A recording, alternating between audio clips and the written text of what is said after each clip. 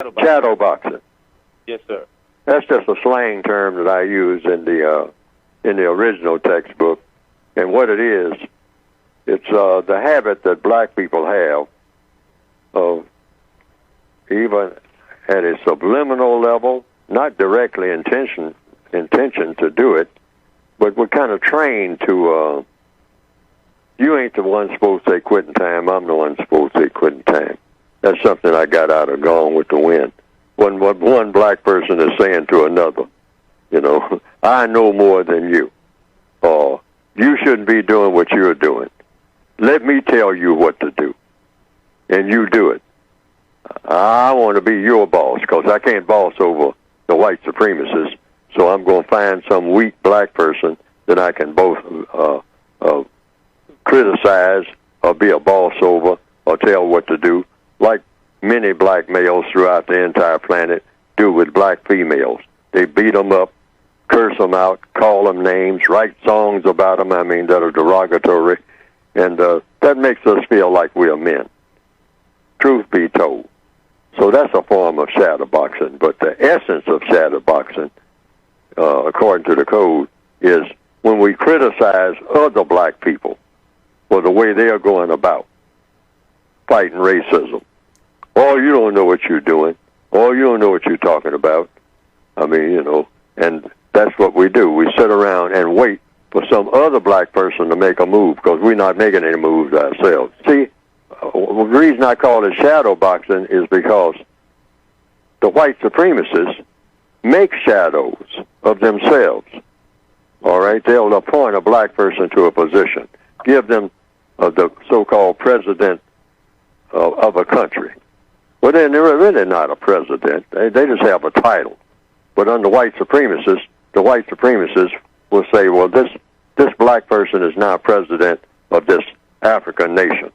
Why? Because I said so. I recognize him or her as being a fit president to carry out my needs in this particular place. So that becomes what you might call the white supremacist shadow. All right?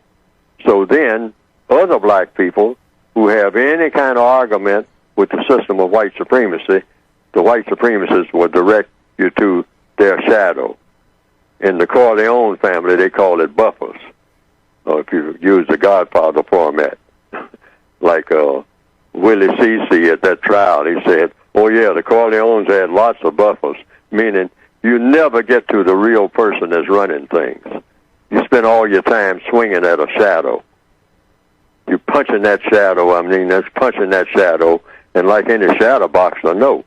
When you punch in your shadow, somebody that looks like you, you're not doing anything at all. Right. You're not hitting a real opponent, and particularly when somebody is making the shadow.